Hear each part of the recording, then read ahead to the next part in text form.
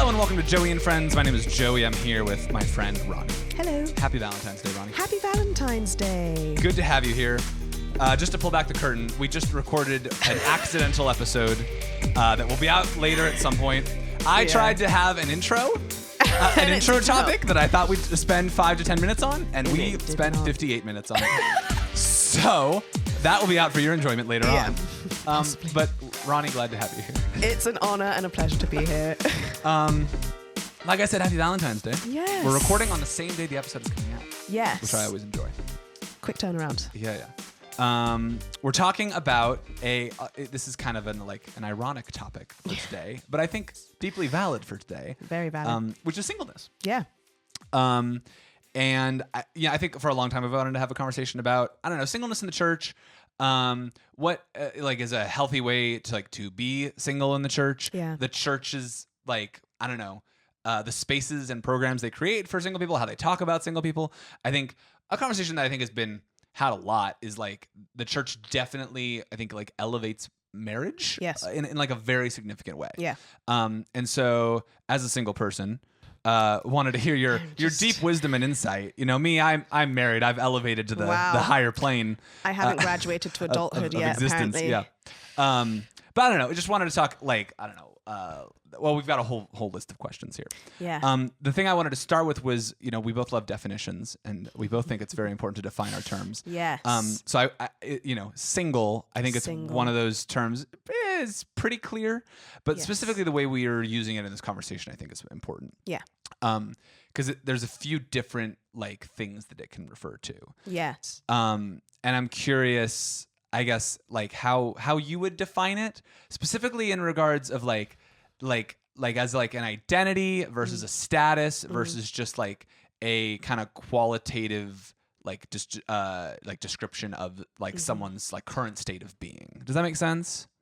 I think so. Okay. I think it's really interesting because even if you're in a relationship, on a formal government document, you have to put single until you're married. Yes. Which is that's just, I'm just going to leave that there. Would you think that should be different? I think it brushes up against our understanding of what single is, because you're actively choosing to be with somebody, but you're just not recognized as being with somebody by the government. Oh, sure. Yeah. Yeah. So, tax purposes. Yeah. I guess. Right. Exactly. But it's just very interesting to me. It's funny that you have to check that until your wedding day. Yeah. Even if you've been in a relationship for 5 years. Yeah. Oh my gosh. And then some people never get married. In a place, this is from a cultural perspective, if you're in a place where you are living with someone, my wife's brother lives with a woman. They're just girlfriend, boyfriend. Yeah. They're just dating, but they have 2 kids. They live together. Lived together for many years. When he fills out forms, does he have to check single? Yes, he does. Yeah. Funny. Even though they operate as if they're not. But does the distinction make sense between kind of I just feel it's weird to call if you're 19 and you just got broken up with. Yeah. You're technically single, but are you a capital S single? Capital S. Does that make single. sense?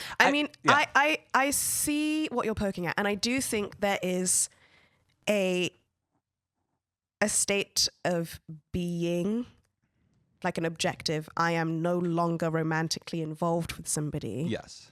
And then there is a separate state of being, which brings into the light how you function from a place of singleness. So it becomes tricky. I did pull up the etymology dictionary. Wonderful. I knew you would. I'm just going to read it. I never doubted you. Single, early 14th century, unmarried, from Old French sangle, alone, unaccompanied, simple, unadorned. Crazy. Wow. From Latin, singulus, one to each, individual, separate.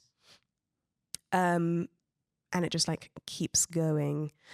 I think it's really interesting because I think about, and you can bring in the actual quotes, I'm sure, that verse in the Bible, maybe possibly Corinthians, where Paul is talking about being married. Yeah, 1 Corinthians 7:33, I think. But a married man is anxious about worldly things, how to please his wife, and his interests are divided. And an unmarried or betrothed woman is anxious about the things of the Lord. I think it's interesting. Yeah. Because I think about, okay, you're single, but if the glory of singleness that Paul is pointing out has to do with your focus being on the Lord. Yes. Then your focus being on this person, even though you are not together, it gets a little murky for me if we're trying to define if you're truly capital S single, Yes. because your mind is still stayed on that person. Which person? The person you broke up with. Gotcha. Oh, versus yes, the Lord. Totally. Yes. Or on dating other people. Or dating other people. Yeah. Because, like, I guess here's my question. Because, like, I give the example of, like, you're 19, you've been in a relationship for 6 months, you break up. 6 months, there is a strong possibility 6 months later you could be in another relationship. Yes. Or at least, like, dating, Yeah. right? So you're in a season of life, and probably most of your friends are not married. Like 95% of your friends. You probably have that one friend that's like, we got married right out of high school, you know? But yeah, at that age, you are in here's what I'm getting at. Okay.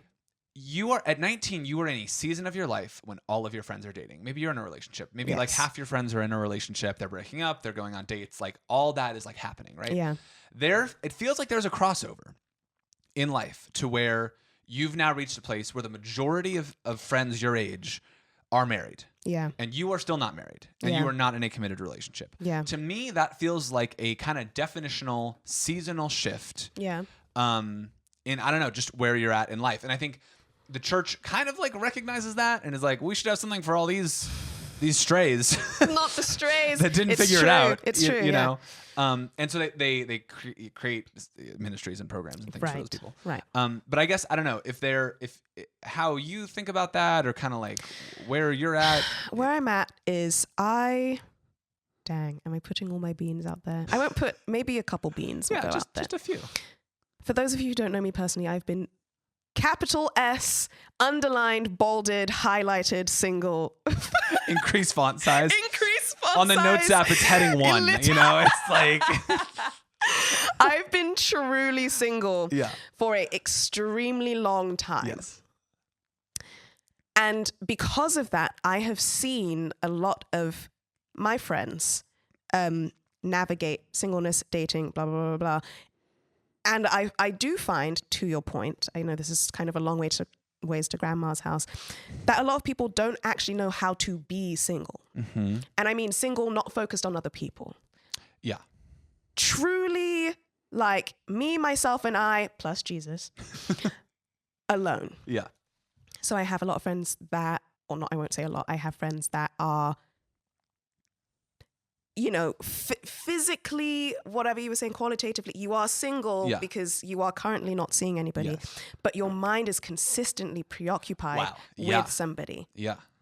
So you aren't single. It's like, I wouldn't say, and I know this is kind of an extreme example, but I wouldn't say that an alcoholic is free from their alcoholism if they're always thinking about alcohol. The same way I wouldn't say that you are completely single if you are consistently thinking about dating or your ex or whatever. Yeah. Because in the Bible, like I was just reading in 1 Corinthians, it says that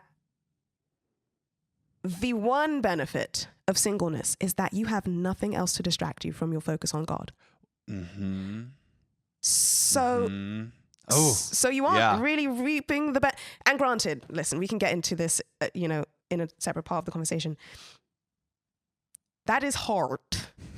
I know, and I know it's an unrealistic ask to say for the however many months, years, decades even, that you are single, you are only to focus on God. I mean, you should be focused on God, but like you won't think about men or women at all. That is not what is being said. Yeah. But if the quality of being single is all of your affections are focused on God and what he's doing in your life and what your life is, then anything that is not that is not you accessing the entirety of singleness.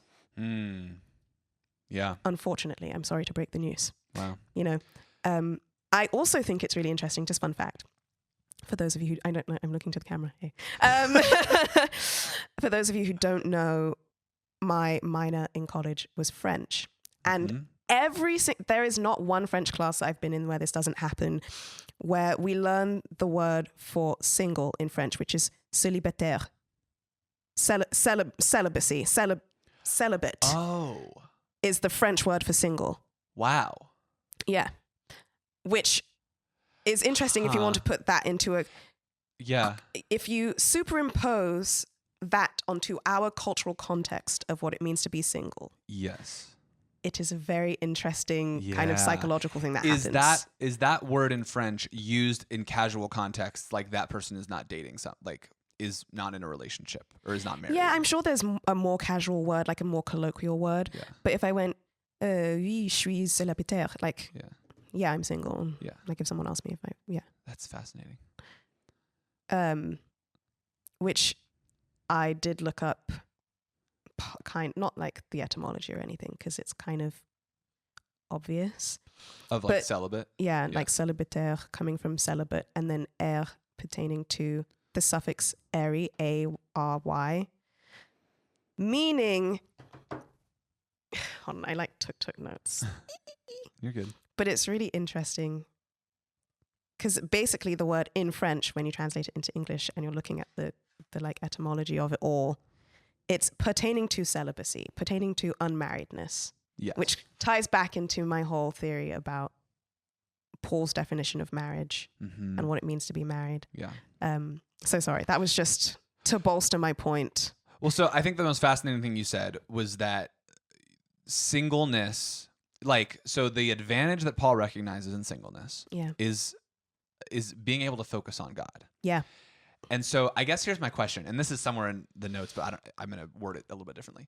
At what point in your life, and this will be different for everybody, but how do you decide, okay, I'm single, I'm going to use this as an opportunity in this season of life, which is a Christianese phrase, in this season of life, I am going to be single, and I am going to be single to the best, to the glory of God, to the best of my ability. Yeah. Versus, I'm dating. I want to be married. I want to find a spouse. I want to date to marry. I'm gonna download dating apps. I'm gonna pursue this. Kind of, how do you determine which mode of life to be in? And maybe not a binary, but because what you're talking about is dating can be a huge distraction. It can. You could go on a date every night of the week. You know what I mean? Even in a God honoring way as a Christian, that seems like a lot. But you could be on a dating app and be like, oh yeah, I've got a date Friday. I've got a date Sunday.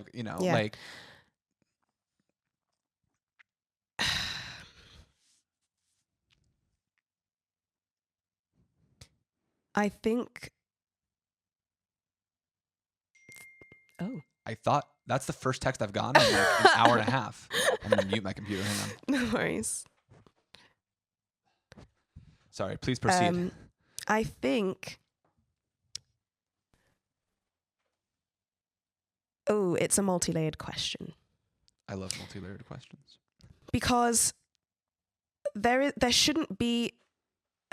Because it's completely dependent. I keep hitting up against the mic. I apologize if that causes problems. It's actually better to be closer. Okay. So. Hello. Because it's completely dependent on your walk with God. And I also think, whilst I said what I said, there is the nuance of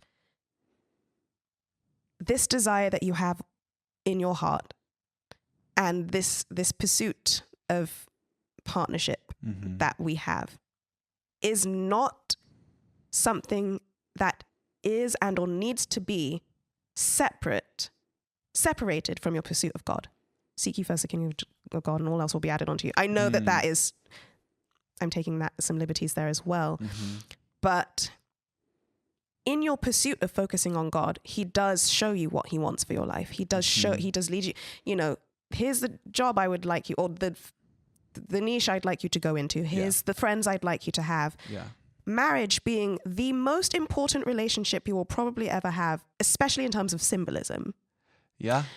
Wow, yeah. That's definitely going to come hand in hand with you focusing on God. It really, really is. But we don't know how to let God take control. We go, okay, God wants me to be married. What can I do to facilitate this? Now, you should be in partnership with God 1,000%. Yeah. But the line between letting God lead and letting yourself lead is a very, very, very thin one. Very thin. And because we have this preoccupation with partnership, sex, whatever, we have a tendency to, God will like crack the door open and we'll be like, okay, we're ready. Like, it's time. Yeah. I'm here, So I do think, to your question, there isn't really a turning point. And I do think also it's free will as well. If you're with somebody and it doesn't work out, or you decide to part ways for whatever reason, and it's not like a very obvious God telling you no, there are going to be seasons of singleness and partnership. Hopefully not too many. But I say all of that to say there is a cyclical nature to singleness as well. For instance, again, having been single for a long time, I have friends who are kind of like newly stepping out into their singleness, and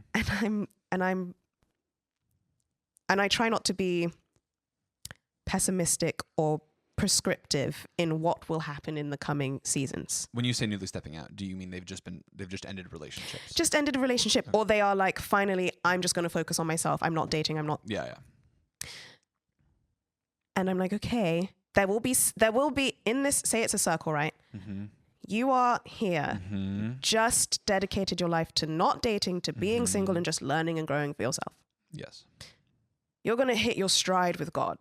Right. And you're going to be like, I could become a nun if you so asked. I'm so good. Celibataire. For real. And then there's going to be a point where you're like, oh, I do want partnership. And there's a sweet spot there where God may be like, okay, you're still very tied to me, still very interested in what I have to say about you in general. And so you're able to approach dating in a very healthy way. And then the loneliness will hit. And that's maybe not when God would advise you to step out. It's like, what is it? Don't shop when you're hungry, or don't cook when you're hungry, or whatever that phrase is. Where it's like, okay, we may have hit a threshold where we are so blinded by our own desires that it is hard to incorporate God into this process healthily, because we're so focused on the outcome instead of the motivation and the purpose. Yeah. And then we get over the loneliness and we get back to, I'm focusing on myself and God and and we do it over and over until the cycle breaks because we meet somebody. Man, that's funny. Well, first of all, I just want to say, I was just in Ephesians 3 this morning. It talks about deceitful desires. Yeah, right? Well, there we go. The things that you think that, it's right there in the phrase. Yeah. That's not the cycle I thought you were going to. Oh, what's describe. The cycle I just thought you were going to say like committing to singleness. Okay, I've been single for a little while. Oh, there's a new person in my life.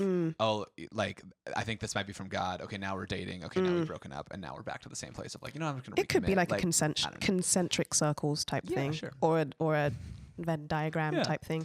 I think that is a lot more helpful of like just recognizing like when you go on this journey, this is going to happen. Yeah, it's going to happen over the months and years. Yeah, and again, there are like, I think it's hard because as Christians we are very prescriptive and like, this is what you need to do in order to garner this result, or this is what will happen. If again, I've heard a million times, you just need to focus on yourself.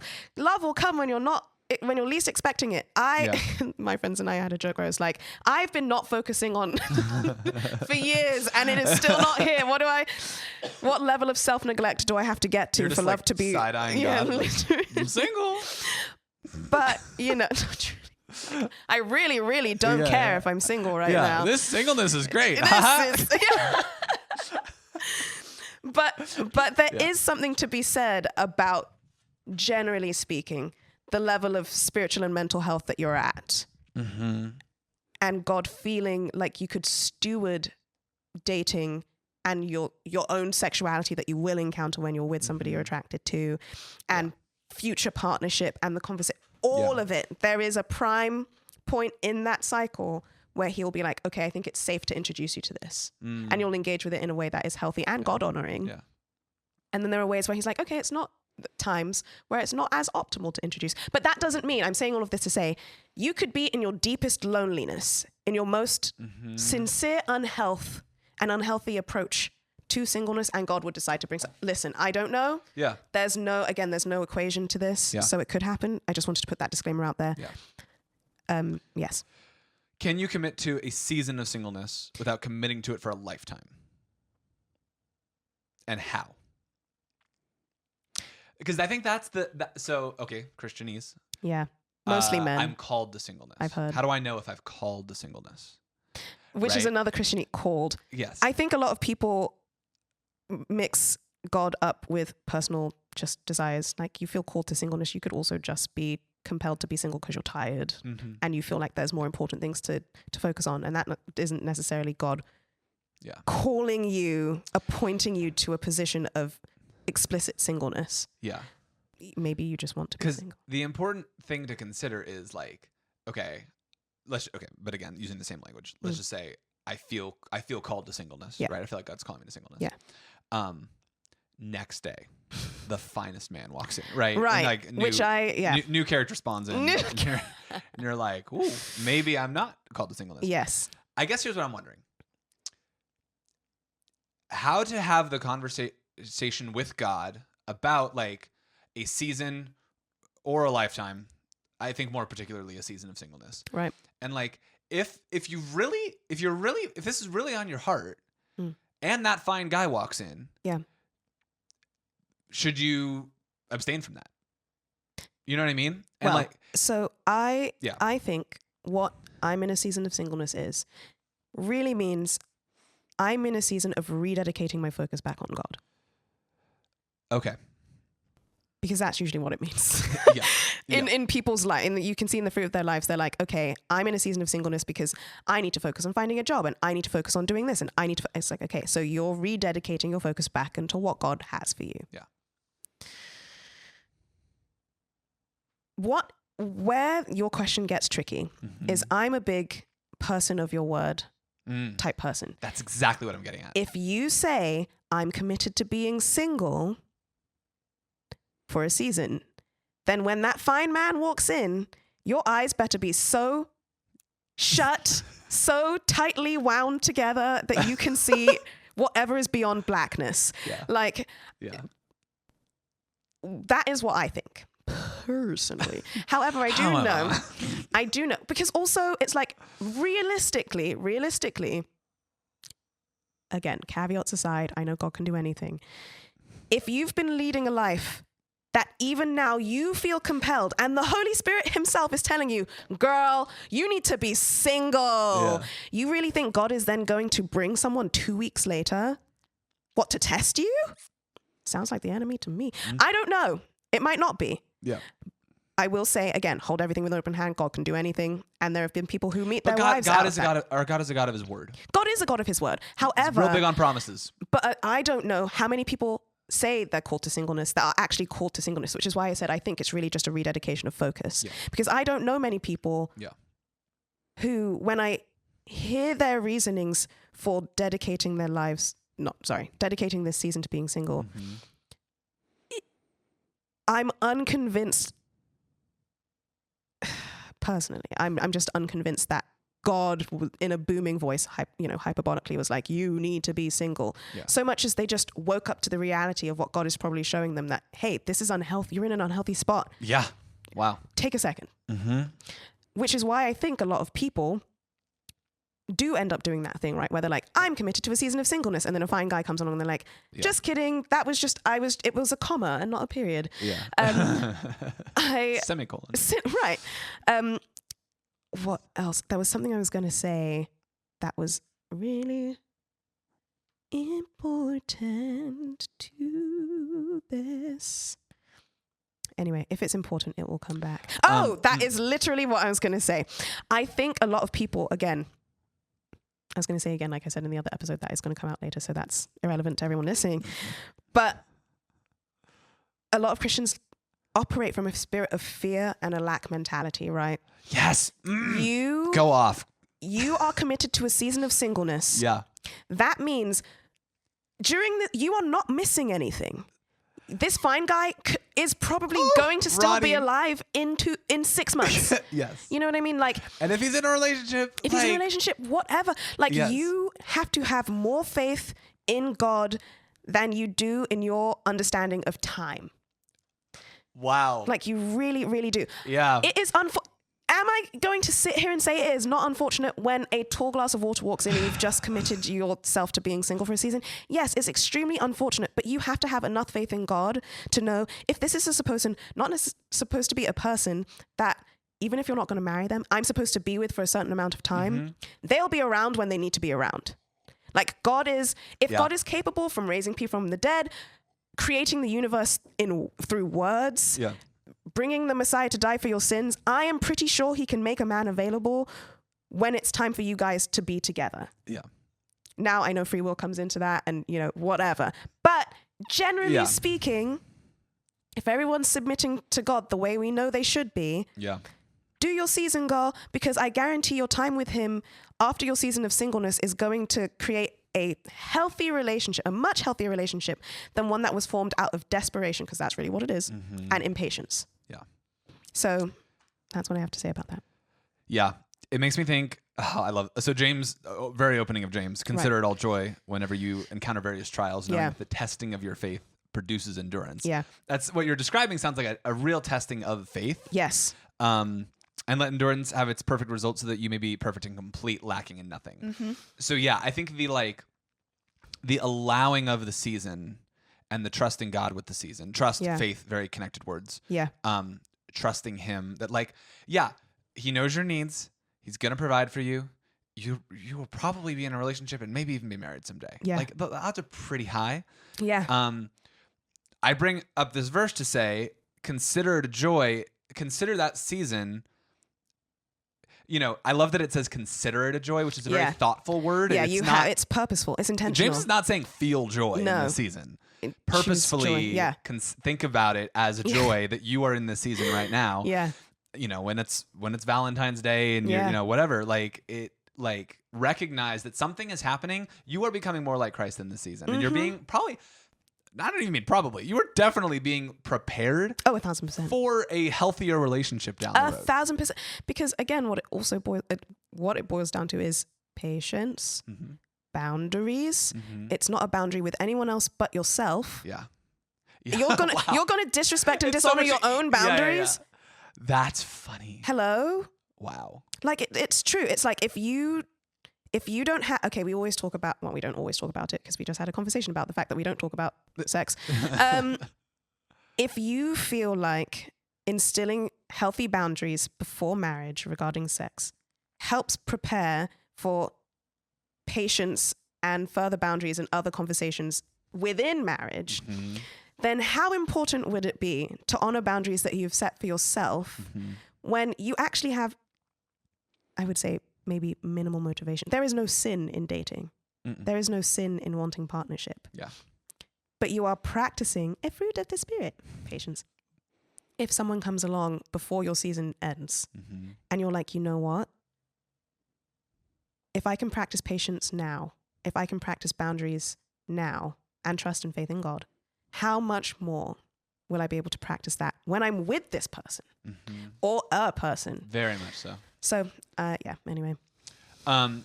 I was at Simi Valley High School yesterday. Yes. It was technically a relationship panel. It was just me and my wife. It was supposed to be a third person, but it was just the two of us. It was very sweet. Yeah. And the high schoolers asked some really good questions. One of which was, why do people say that singleness is a gift when it doesn't feel like it? Which I think is a very honest question to ask. Yeah. And I think the singleness is a gift thing is like a kind of annoying thing to hear, right? Oh, 1,000%. It's annoying. Even this verse in James is annoying. Yeah. Consider your trial a joy. It's like, Thanks. I don't want to. I don't want. Yeah. What? But all that to say, it's a valid question. Yeah. Because a gift is supposed to be something that you are delighted to open and excited to put to good use. And I think for many people, especially in the wake of a breakup, just don't feel that way about singleness. You know what I mean? Yeah. So I guess, I don't know. It was a very sweet question. I was curious if how you would answer it. I'm looking up the definition of gift. Oh yeah. Culturally, that'll be interesting because gifts mean a lot of different things in a lot of different cultures. Yeah, no, I don't. Gosh, this would take some time. Something given voluntarily without payment in return, as to show favor towards someone, honor an occasion, or make a gesture of assistance. Present, the act of giving. Something bestowed or acquired without any particular effort by the recipient or without being earned. Special ability or capacity. Ooh. That's probably. That's good. Consider it a special ability or capacity. Insert the rest of the verse. Oh, whenever you encounter singleness of various kinds. That's there's a mic drop. Wow. Wow. That's crazy. That really shifts my perspective of that verse. Good. It doesn't even say gift, but I think just thinking about this conversation. Yeah. Consider it all joy. I wonder if it's connected. Hara. I mean, oh, yeah. I mean, I'm sure it means something different. But that's really good, though. Yeah, no, it doesn't feel like a gift. But hello. What was it? Special ability or capacity? Capacity. Consider it a special ability or capacity when you face trial. I think it's. Yeah. It doesn't. You have to. We are such spoilt little creatures. God is so good. So good to us. And I think because of that, and because we live in this world, you know, that especially now pedestalizes instant gratification, we forget that God's whatever is above that, we do. Yeah. Whatever God is, the good things of God are supposed to supersede time, space, limitedness. And what I mean by that is my gift of singleness, which according to Paul is cultivating a deeper relationship with Christ, is a gift that will transcend time, space, whatever else. And it doesn't feel like a gift because it isn't a physically manifesting thing. It's not a hug. It's not a cuddle. It's not a handhold. Yeah. But my gift is my relationship with Christ. That is the gift. My gift of singleness is, if we want to get memeified on it, my gift is going to bed every night, not being worried if I'm being cheated on. My gift is, you know, being able to be free to go wherever, with whoever, without considering another person's opinion on it. Yeah. Now, that doesn't make it feel like a gift. No. But also, who says that gifts have to feel good? Certainly not the definition of gift. The definition of gift does not say you'll feel good. It says it's something that shows honor, something that is celebratory. Yeah. And I mean, if you really believe that Jesus is something of value and what he has to offer you, joy, peace, patience, all these other things, forgiveness of sins, is something that is valuable. Yeah. Then when you're engaging with those things, even in the periphery, it is a gift. It is a gift. And so, you have to take your human instant gratification understanding of a gift away from what is actually being said in the verse. The idea that a gift is instantly gratifying. Yeah. Because also, it's the same thing that we were saying when we were having dinner with our friends the other day, where it's every prayer that I prayed that was not answered, I am so grateful was not answered. But in the moment, it did not feel like a gift for that prayer to not be answered. Yeah. So I think it's just really putting into perspective what God is. Ask yourself, what is God trying to cultivate in me? What is he trying to build? What is he trying to grow? And often is these fruits of the Spirit, and fruits take time to grow. And so it's like him. It's literally God is gifting you a seed, and he's saying, one day you're going to have an orchard, but I'm giving you a seed. Yeah. And you could look and be like, or even better, he's gifting you the seed and saying, here's an orchard. And you're like, but this is just a seed. Yeah. And he's like, just wait for it. Here's an orchard. Yeah, just wait for it. That's great. Just wait. Yeah. Sorry, that was a bit of a tangent. No, it's good. Also in Ephesians 1, the whole first part is just about spiritual blessings that God has given us. Yeah. And I just was reflecting on what the heck that means. Spiritual blessings. Spiritual blessings. Because I think we can think about blessing and we're like, oh, okay, so that's, abundance, wealth, maybe friendships, things that satisfy us, things that feel good. Anything in our life that anything like living the blessed life, anything, having a great house, having, a great like friend group. But what makes a blessing spiritual, I think, is a really interesting question.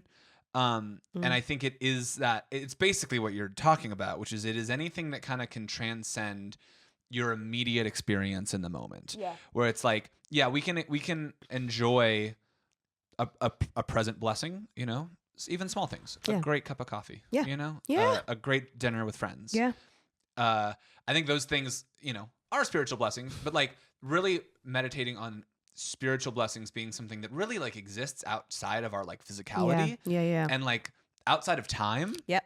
And it's like God is the blessing of, I think the blessing of an orchard is really where I was going with that. Yeah. Is like God wants to give you this thing, but he's giving it to you in this nascent state. Yeah. And he's excited to give it to you. He's excited. And you're looking at it like, this doesn't look like a blessing. It's like someone gifting you IKEA furniture and they didn't put it together. Yes. They're like, here's this gift. And you're like, I have to build it. He's like, yeah. Okay, I think the pivot I want to make is the church in singleness, right? So some churches, not all churches, I'd be curious to see the stats on like how many churches have singles ministries, I feel like it's less than half. Just going off vibes on that. just vibes. That is a scientific measurement. Vibes is a scientific measurement. Walking into a church, I would not say, where is your singles ministry? Just assuming that there was one, Right. But a lot of churches have them. How many have you dipped in and out of over the Literally years? one. The Rocky Peak one that one time. Oh, that's funny. So do you feel like maybe what would you put the percentage at if you were going to guess? Like less than 25%? I would say I'm not a good barometer. Okay. I for someone who throws singles events, I don't really engage in them. I actually don't like them. Oh, okay. Which is really hypocritical. Sure. Please ignore everything I'm saying. If I pitch you a singles event, you should come. It's going to be a great time. For our podcast listeners, that was said looking to camera. Looking to camera. I have not really engaged in them. I would say more churches have singles nights, like specific events, but not necessarily entire ministries. That's kind of what our church has. It's like once a month. Yeah. Well, no. I mean, like, I think more churches have like, oh, it's Valentine's Day. Let's have a service dedicated to singleness, as opposed to like a ministry that is a reoccurring kind of thing. To answer that question. Yeah. Do you have any interest in though? Like, you don't seem to have any interest in like being a part of those at all. And this is my own personal thing. Because I have been to non-Christian singles events.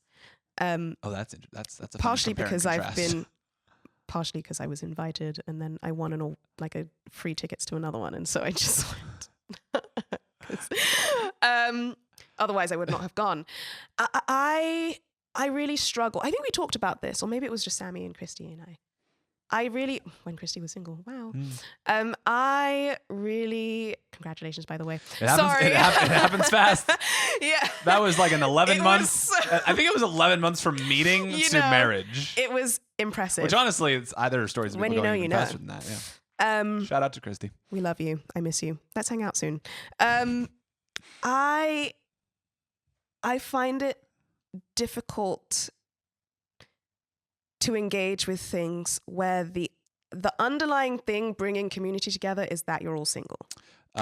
Because it then feels like, I'm not going to use that word because I know that will be misconstrued. Even if you're going for a service, even if you know, someone's going to share a good word on the season we're all in, you know that everyone's eyes are not on the pulpit. Is it almost like you might as well call it a dating ministry? Yeah. It's like, everybody be aware of all the other single people that are around so that after service, you can use all of your cringy pickup lines. Well, but this goes back. This goes back to the definition of singleness, and I think it's why it's important because, like, are you? I don't know at my church if you're like the difference in like single like on your taxes versus single on your Facebook status. Oh yeah. Is like if you're at an event, you might be there. You might be attending a singles ministry regularly and be in a committed relationship that's moving towards marriage. That feels like it defeats the purpose a little bit. But then what is the purpose? Exactly, the purpose. That's why I'm saying it feels odd to be somewhere and know we're all here because we're single and want to be in a relationship. Well, but then could you have a ministry where that is not the underlying assumption? Where the underlying assumption is we are all trying to pursue God.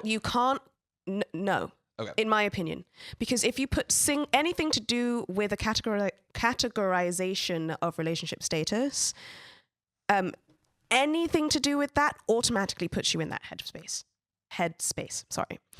So I don't think you can I don't think you can have a singles event where the undercurrent of the vibe is not I'm here looking for somebody. I think the only way you can successfully accomplish that is if you make the reason we're gathering unrelated to singleness. And then you'd have to here's the thing. This is what I was going back to. I don't know why I said that. I don't even know if I actually mentioned it earlier in the conversation. Community. Foundation, building our foundationship. I love it. Foundationship.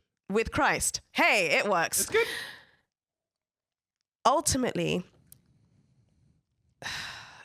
and it's not wrong. It's not wrong. I don't see necessarily a problem with it.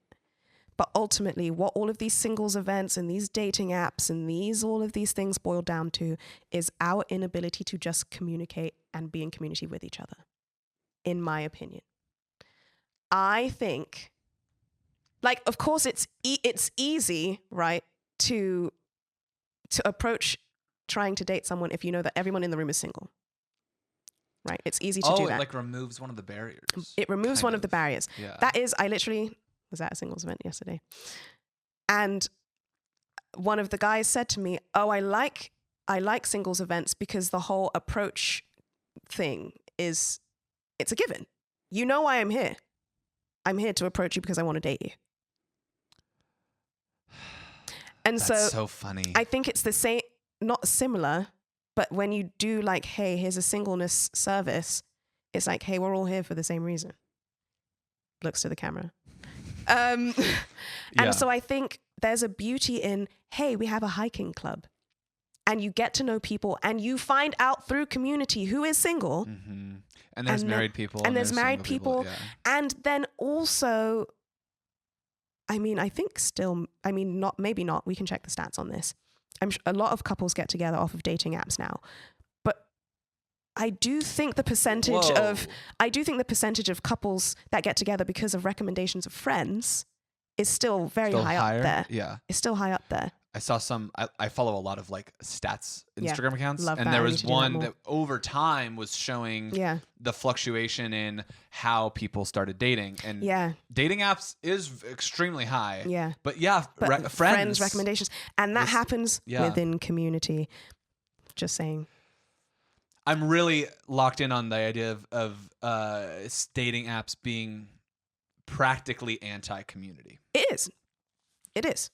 Because like you lose. A lot of people don't have social skills. It allows you to. A lot of people are truly just nervous and anxious. I mean, yes, there's the convenience of it all. Yeah. Put that aside. That's obvious, especially during the pandemic. Whatever. Yeah. But a lot of people use dating apps because they're. They're struggling to approach people. A lot of people have social anxiety, and it allows you to engage with this thing that would otherwise be very, very intimidating whilst knocking down all the barriers that make it intimidating. Yeah. It's taking, for lack of better words, the challenge out of communing with people. And it is unfortunate. Listen, for someone who has been on dating apps, not very long, I don't enjoy them. But I have a lot of smoke for dating apps. I don't enjoy what they do to the psyche at all. Yeah. Yeah, I think they encourage because I personally have never met anyone who goes on dating apps who becomes more confident to approach people in person. That's not the outcome. Right. Dang, that's really interesting. I've never met anyone unless they've been burned or something by dating apps. I've never met someone who is successful on dating apps who would then prefer to then go and get to know people in person. Right. They would they would just rather stick to the convenient option. Yeah. I also have not met somebody, or not met many people. I would say I know a lot of good people who've been on dating apps and stuff, but I don't meet a lot of people in general society who leave with a better reverence for people after they've been on dating apps.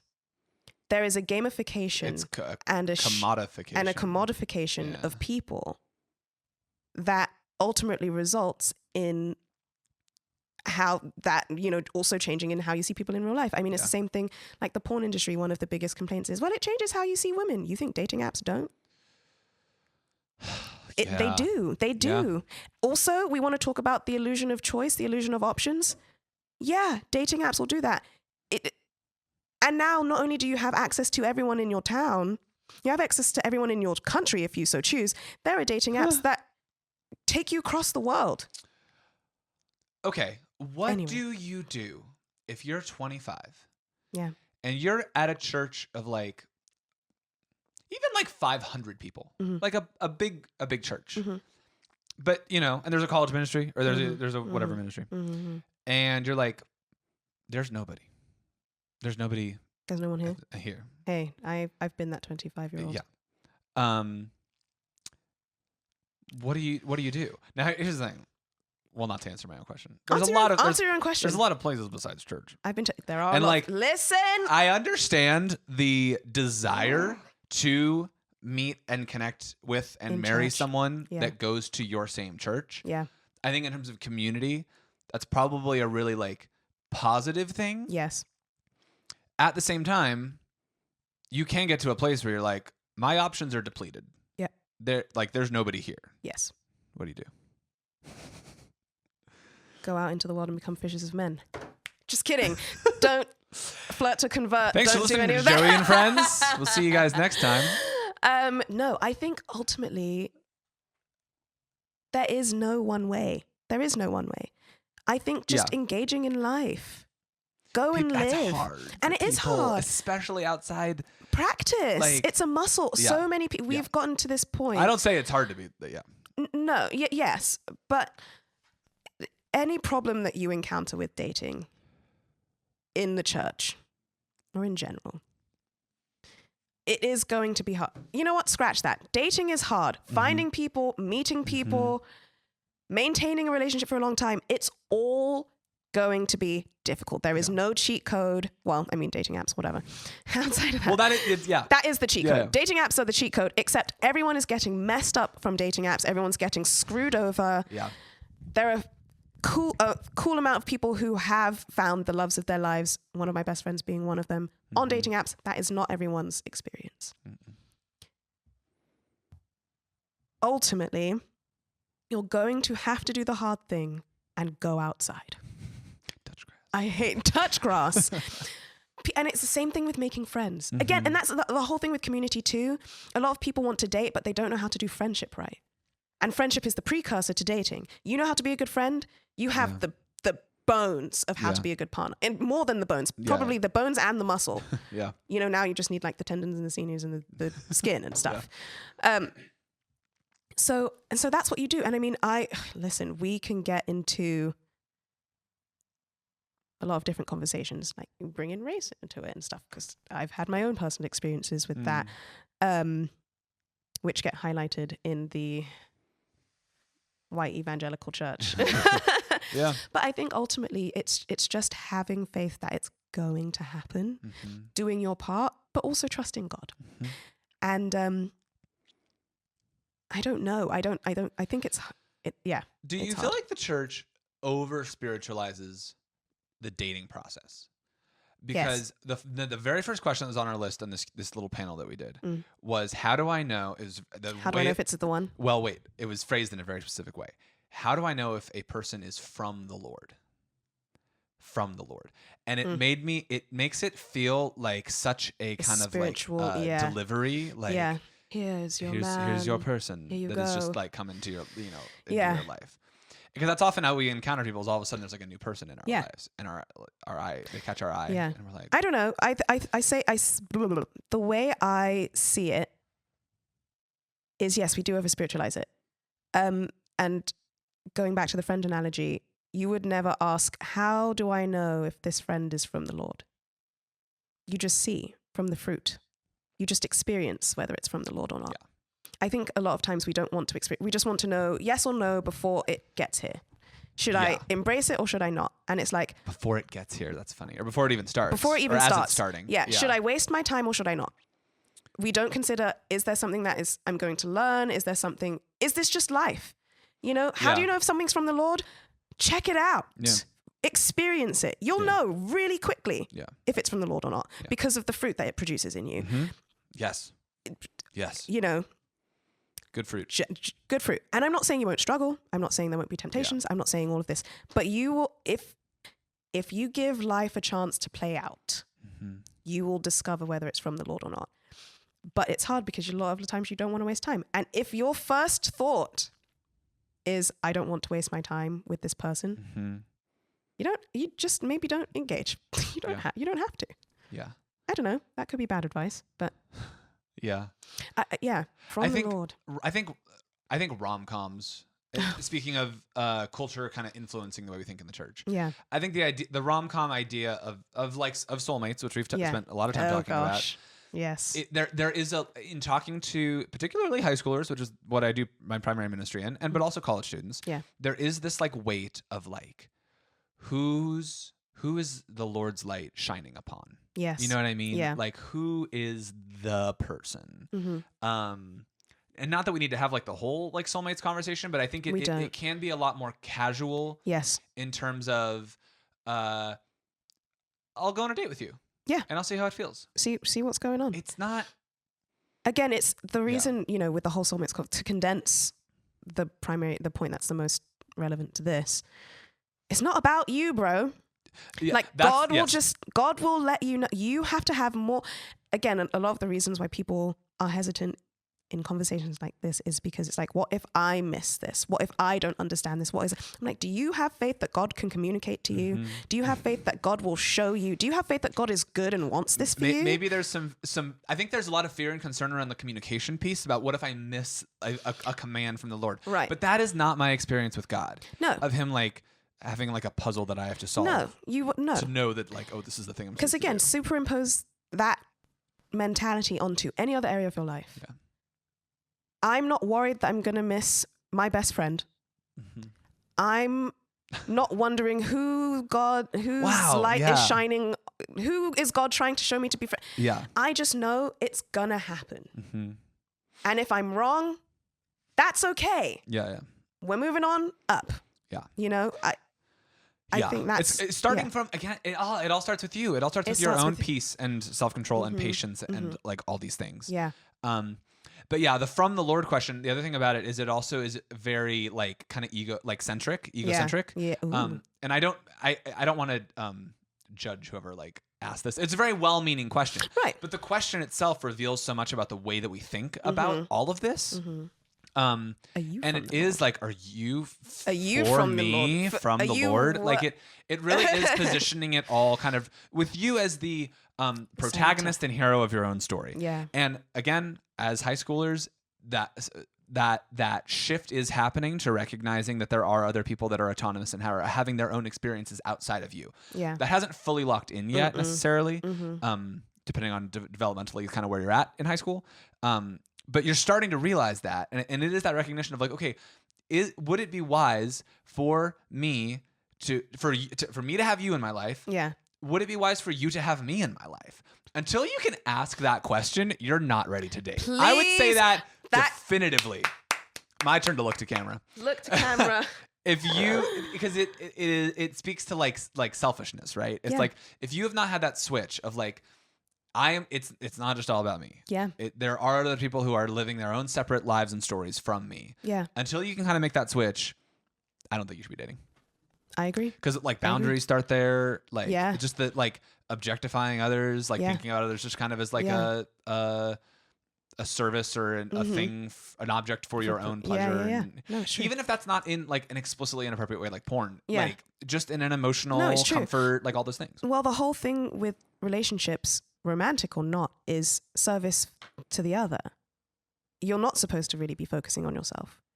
I'm supposed to, so in our friendship, right? I care for you, so all your friendship needs are met. You care for me, so all my friendship needs are met. I don't have to think about myself, actually, much. Oh, wow. That's beautiful. Right? I communicate, hey, or I either literally communicate because there's something in my life that has caused me to need to communicate something, or through getting to know me, Roni needs this and this and this, or likes this and this and this. So I'm going to communicate and adjust my behavior this way. And so I don't have to, there is, in a lot of my friendships. That's so sacrificial. That's really good. It's just, it's sacrificial innately. Like relationship is sacrificial innate. There is no, I don't know. To your point, basically, if you are thinking only about your own needs, your own concerns, your own whatever, then you're not ready for a relationship because you have to lay those down. Yeah. And you have to lay this, and that's why friendship is important, because you practice laying down your own wants, desires, and whatever for the greater good being a prolonged, healthy friendship. Yeah. But yes, to answer your original question, the church definitely over spiritualizes because I think there is this compartmentalization of how God operates. You know how we were talking about God being practical as well as spiritual. Yeah. Because of the way we see God, he is a waymaker, miracle worker. We don't see him as just the practical God who also just wants you to walk out life as a God who will just guide your steps as well. We're waiting for the light to shine upon this person, and he's like, I want you to learn how to have social skills and make friends. Like, I want you to go outside, please. Oh. Yeah. No, really. Yeah. Yes. And it's hard, and it's scary, and it's death to ego a lot. Because there are going to be people who don't like you. What? There are going to be people who don't find you attractive. No one told me that. Just letting you know. Like there are going to be people who reject you. And that's going to hurt because it feels like a rejection of you as an existence. But it's not. It's not. It feels like it. Yeah. It's a gift at the end of the day. Because why do you want to be with someone who doesn't like you? Why do you want to be with someone who doesn't automatically want you in their lives or think you're attractive? Yeah. Anyway. That's good. It's funny. I'm looking over a lot of the questions, and we've kind of already hit them just naturally. So that makes things very smooth. Any other thoughts you want to hit? Yes. Okay. It's something I've been talking about with friends recently is encouragement. And I think a lot of the times when I talk about singleness now, I seem very pessimistic or cynical. There was a day where I was very not under the weather, sorry, I was very blue. I was sobbing my eyes out, honestly. I was a bit blue. And my mum came in to comfort me. My eyes were and a deep shade my of eyes red. were swollen shut. No. But I was talking to my mum, and she was trying to encourage me, and I was telling her, like, statistically, I'm going to get married. Like, I'm not worried about getting married. Yeah. It's going to happen. Yeah. Not even in a hopeful way. Literally, just like scientifically speaking, I am likely going to find someone to get married to. Yeah. And I think, anyway, I bring up that anecdote to say a lot of people want to encourage single people. And I think we need to, and by prayerfully consider, I don't mean you sit there on your knees praying to God of how to, if that's your approach, fine. But also just stopping to think if this is what this person needs. Does this person need to hear, if you're not focused on it, it will come? Or they're not worthy of you and your time. And sit and think about this person in the context in which you know them, and think about if the encouragement you're about to offer is actually going to feel encouraging. You're talking about prophetic. Sure. Like in the 2 Corinthians sense of like just speaking, like hearing, hearing from God for others, kind of. Yeah, maybe, it can be. Maybe I over spiritualized it. I mean, it is an aspect of that. I do think of it that way. That is an it's aspect like, of that. God, like really, before you speak to someone, Yes, you should consider whether or not this actually is going to be encouraging and edifying. Yeah, to them. And like building and strengthening. And it's funny. I came up with this really disheartening image to describe to a friend of mine what at this point in my life encouragement sometimes feels like. The stereotypical encouragement. Okay. I said, it feels like I'm a starving child with a sign on the street that says, I'm hungry. And people just come around and go, you'll get food one day. Don't worry about it. Don't worry. If you don't think about food, it will come. It's like, oh, no, I just want food. Like, I don't want you to tell me that I'm going to get food. I know eventually I will get food, but I want food and I don't need you to. And I think, again, it's all very well meaning and it's all very, whatever. It's for the benefit of the other person, right? But at the end of the day, it might just be to make themselves feel better about your circumstance. That is another thing. Don't say it. Okay, pivoting kind of from this conversation, but not really. Okay. Just amending. It is okay to say you don't know and something sucks, and that's it. It is also biblical for things to just suck, and that's it. Yeah. Like, you can look at someone who's complaining about having been single for a really long time or being heartbroken and just be like, man, I'm so sorry. I don't know why God hasn't brought the person for you. Like, I don't know why you're not with them or why you're still single or whatever. Yeah. That really sucks. And I'm just going to sit in that with you. Yeah. And honestly, at this point, for me and a lot of my other friends who've been single for a while, that is a lot more encouraging than you trying to find a solution to make me feel better. It's like, oh, someone sees me. Yeah, you see me in my struggle. Yeah. And so that's what I want to say. Just encouragement is also a skill. And saying words that you think are encouraging doesn't mean that they are, especially if it's someone you know has been single for a long time. It is more helpful to be like Jesus and sit in the pain and just be like, man, life really is unfair. I don't know why you're still single. I think you're great. Don't know why these guys or girls can't see that. And just kind of commiserate over that and then be like, but God, eventually. Also, it's really just recognizing that people are not incomplete who are not in a relationship. You are not. Like, listen. I was speaking actually to people that are like married and like view their single friends as like not yet having been completed. And it's like, that is not a biblical ideal at all. In fact, again, it was Paul's words, not Jesus, but Paul would say that the single people are better off than you, actually. Yes, so 100%. So I don't know how the church is. You know why the church has gone it backwards? Sex. I forgot. Don't get us started. True. That's why they pedestalize it. I still like that word. I'm gonna start using that. Pedestalize. Can I play a clip for you? Yes. This was unbelievable. Maybe you've already seen this. I don't know. This is the Mark Driscoll clip that he posted. Part of the problem with work in Catholicism, especially for men, the leader is the priest. And the priest is committed to poverty and chastity. Just so you know, that's my unbucket list. I don't want to die a broke virgin at the church. In fact, I promise you that's not how I'm going out. Within that, it doesn't bring the healthiest men, and it doesn't encourage and inspire men. Because if the leader is, well, he doesn't have a wife, he doesn't have kids, he doesn't own anything, he's not building anything, and he's not responsible for anyone, it's really hard to admire that guy. Yeah, he kind of just described Jesus. Yeah, I was going to say, if you have a worldly standard of what it means to be a leader, yes. I think three of the 5 things he said described Jesus. Yeah. Because it was doesn't have a wife, doesn't have kids. Yeah. Doesn't own anything. Yeah. And then I think he said isn't building anything, which I would say Jesus was building a kingdom. Jesus was building. And that was a 4th one that I can't quite remember. But it's just funny. It is. We really do forget that Paul and Jesus were both of those things. Very single. And command us to be not single, but servants and people who other people wouldn't look up to. Yeah. That is a really interesting clip.